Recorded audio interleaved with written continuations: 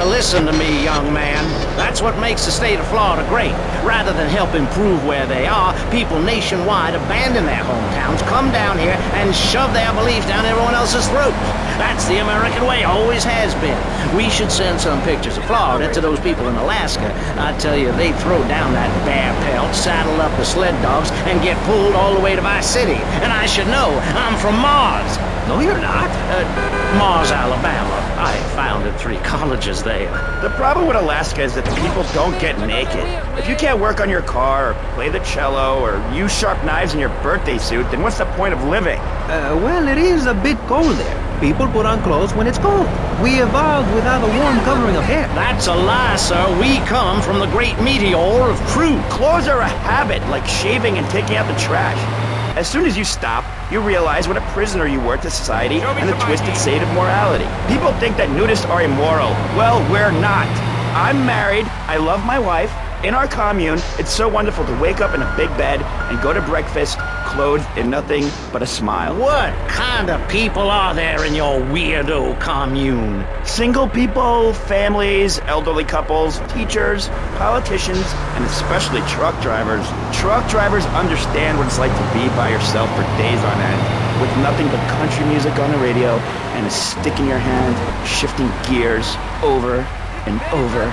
Truckers realize there's nothing to be ashamed of on the open road. Get naked and beat it on down the line.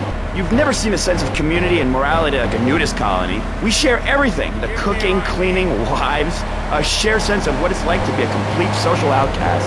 Wait right there, Barry. I'm getting something through the cats. Headphones, that is.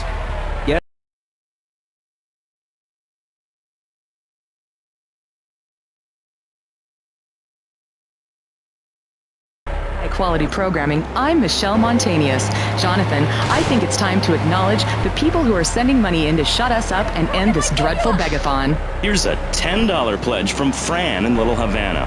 Wow, you think she could have given more than that? Yes, mean bitch. I hope she dies an agonizing death. Absolutely, Michelle. And remember, if you want us to wish you well, dig deep and dig soon. That's right. At any moment, conservatives could vote to end our funding and place a fast food restaurant where our studios are.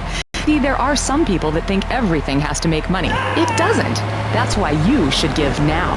Correct. Next week is Environmental Week, sponsored by My Batsu and the Vice City Power Corporation. And next month, we're celebrating Proust's influence on Vice City in association with the Degenitron. But for now, let's return to pressing issues. Remember, VCPR is an advertising-free zone, much like the moon or Times Square. Welcome back. The show is Pressing Issues. The subject is morality. I'm Maurice Chavez. Let's carry on pressing the issue. Now, when the Europeans were done ruining their continent with bland food and soccer riots and arrived in the Americas in the late 15th century, the subject soon turned to morality. You see, Europeans wanted to colonize America, so they had somebody to make fun of. The Pilgrims left England for the religious freedom in Holland, where they visited coffee shops, and after they packed up their ships with plenty of coffee, tea, and cakes to liven up the trip, they set sail for the New World, which they heard had a magnificent roller coaster. Once they got here, they were very hungry, having been on a ship for 65 days. So they ate for 3 days straight. Thanksgiving quickly became an annual custom. America was founded by people who wanted a place where they could tell other people how to live. And I'm a history major. But do we have the right? The question, is it moral to celebrate Thanksgiving, a holiday that is clearly about gluttony, annoying relatives, and awful casserole?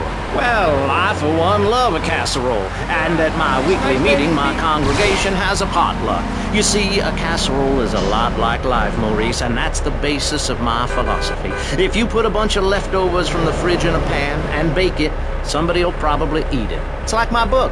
You believe in your favorite sports team, then they get massacred. You believe in gravity, then it turns upside down on you. You love your favorite TV show, then the network ends it with a lousy finale. But you can believe in me, and if you believe in something, support it. It's one thing to love something, but if you don't shower it with money, then just don't talk to me. Communism, don't make me puke my guts out, please. Well, I myself love casseroles on Thanksgiving. And the way to teach your children the rich history of America is through theme parks.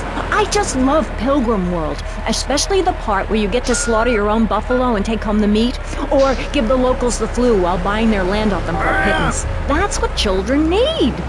What is? Wholesome activities that benefit the family. Now, what good is it if a kid plays Degeneratron for 5 hours? Oh, sure, he's killing space aliens, thank you very much, but it ain't putting food on the table. And he's learning bad language, like when my family go out to dinner, we're starting from scratch, even if Daddy is working late, again. We build our own spears, smear ourselves in dung, and then wait in a swamp for something to come by. In the suburbs? I bet your neighbors love you. How long do you wait? Don't you get arrested? Hey, mister, I'm married. Look at the finger. It has a ring. I've got children, for Pete's sake. Stop eyeing me up. I wasn't. You were. I can see you undressing me with your eyes. Well, I tell you, I was a cheerleader and nearly a prom queen. And I could have married anyone, but I chose John. I chose him because he had a kind face and a rich dad. I didn't know he was going to cheat on me or embarrass me. I didn't know. But I won't be made a fool of. I've got the children. Okay, Jan, it's okay. Men are idiots. Ask my ex-wife. Don't worry. Stay calm. I'm not eyeing you up. But I am a little worried about you. How are the children? Do they enjoy school? Of course they do. That's precisely why I'm going to start.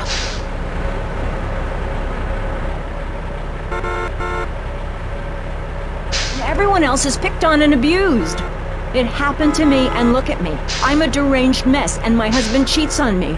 I don't want my kids to go to a public high school. Instead, we have a prom each year in my living room. And that leads to my next question. People in high school in Chile are all naked. I've about had it with you, Barry. I try to be fair, I try to be kind, but you are a freak, and a liar, and wasting everybody's time. The organs below the belt are for reproduction and removing of bodily waste. There's no reason that when I go to buy a soda, I need to be distracted by your privates dangling about. Now, when I go to the store to buy an air conditioning filter, I'd rather not have to look at your moneymaker, amigo. I'm glad you are proud of it. But when people of Vice City are in a Quickie Mart, they should be able to have a simple financial transaction without seeing your fire hose. Are you with me? Sorry, Maurice. That's okay. Just try to behave. I think the sun must have got to you or something.